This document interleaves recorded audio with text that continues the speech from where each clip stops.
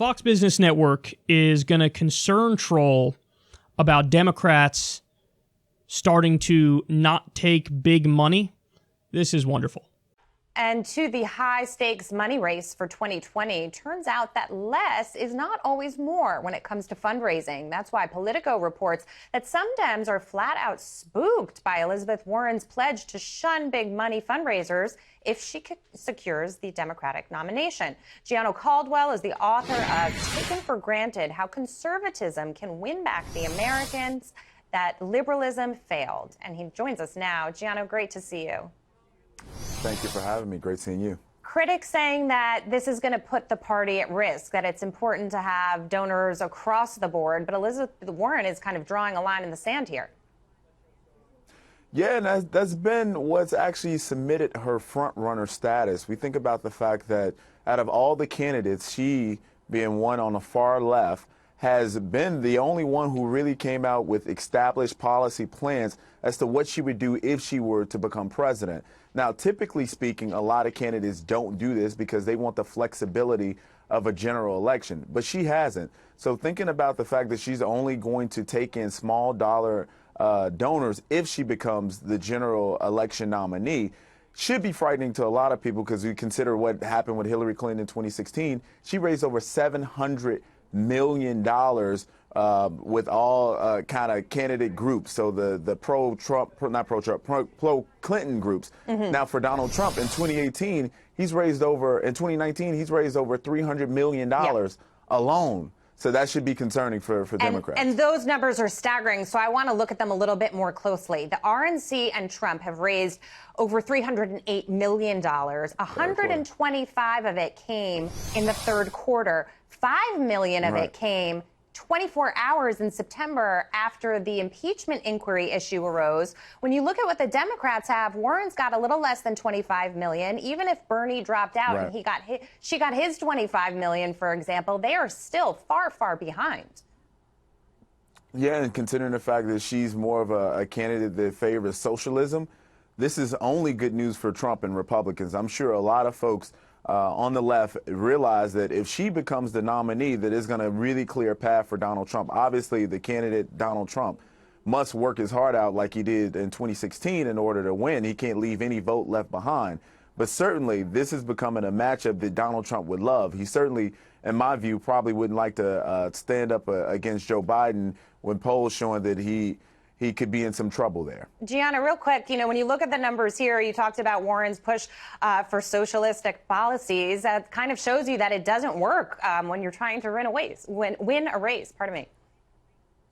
Yeah, and most Americans, when we're talking about, you look at the polling data, and the polling data have showed that young Americans are favoring socialism, but young Americans don't really vote. That's what the historic trends show us. So for those Americans that generally go to the polls, you see seniors and middle-aged people, they're very concerned about what socialism means and what it could do to our country. So a lot of people are in fear of having a candidate that could be in favor of those policies, which could really change the dynamic of our country. He says, well, young Americans don't vote. So that's the point. The point is to inspire them enough to get out to vote. Like, that's how you win. You win an election when not just your base shows up, but also you get non-voters to vote and independents to vote. You change the dynamic. If all the pollsters are only talking to the people who turned out to vote in the last election, and the last election was a low turnout election, well, then they're fundamentally misreading the situation, because I got another, however many, 30 million more people who are ready to get out there and vote because we've inspired them. So what a terrible analysis that was. And then also, I love how they can't help themselves. They keep saying, well, she's running on a socialist ideology. She literally has said repeatedly, I'm a capitalist to my bones. So she believes in heavily regulating capitalism. That's good. But she says, I'm a capitalist to my bones, but they don't care because it's Fox News, it's Fox Business. They'll flip, I don't know, socialist enough. And socialism doesn't work to win. Well, again, she's not a socialist, but if you look at all of the policies that Fox News considers socialist, minimum wage increase, Medicare for all, free college, all of them are popular. All of them are popular, so they're just wrong when they act like they're concern trolling, like, this might not work, look out. No, maybe you're afraid it will work. Or maybe you're just too dumb and you don't think it works, but I guarantee you it will work. I like how he also slips in there. Well, I don't think Trump would want to go against Biden.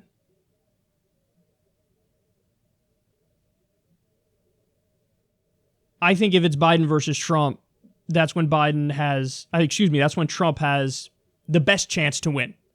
Elizabeth Warren, I think, is a coin flip. Depends on how she runs her campaign. She possibly can beat him, but she could also lose. I think Bernie's the safe bet to beat Trump. And then there's just a lot of stuff in there that's absurd. He says that, Elizabeth Warren's the only one who has established policy plans. Are you kidding me? Bernie's even more policy detailed than she is. I'm sorry, but that's just true. And also, she is more centrist than Bernie is. They would argue that's a good thing, but I think when you actually look at the specifics of the plans, his are much better and would improve many more lives. But it's just fundamentally not true to say she's the only one with policy plans. You could go on Fox Business and Fox News and just say anything, and there's no accountability, there's no anything. They just let you get away with it and then act like it was fine. And then the most important point here is the concern trolling about the not raising big money. The idea that this isn't going to work, this is a big advantage for Trump. No, this is the old school political mindset, and the establishment was dead wrong about this. If raising big money is the only factor in a presidential election, well, then Hillary would already be president. She outraised Trump, but she didn't win, because that's not the only factor. It is a factor, especially in congressional races and Senate races. That money is a giant issue because you can flood the airwaves and get your message out there, and the other person doesn't have as much money. It's so hard for anybody to even know who they are.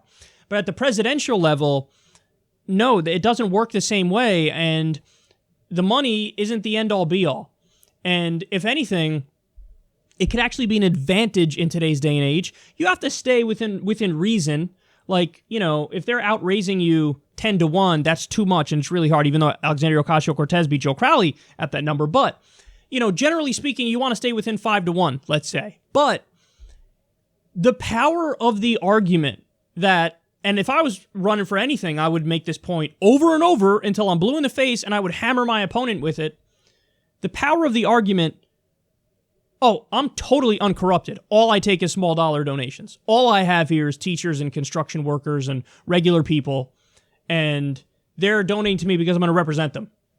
You know who I'm bought by? The American people. You know who my opponent's bought by? Corporations and billionaires. They raise big money. They're making promises behind closed doors. I don't need to do that. I'm telling you up front exactly what I support, and that's why I'm getting the small dollar donations. That's why regular people are donating to me. I haven't taken a penny of big money. No money from any billionaires, no money from any corporations, no money from any PACs. So the power of that argument is overwhelming, guys. When you make the argument, no, I'm not playing in this corrupt, disgusting, rotten system.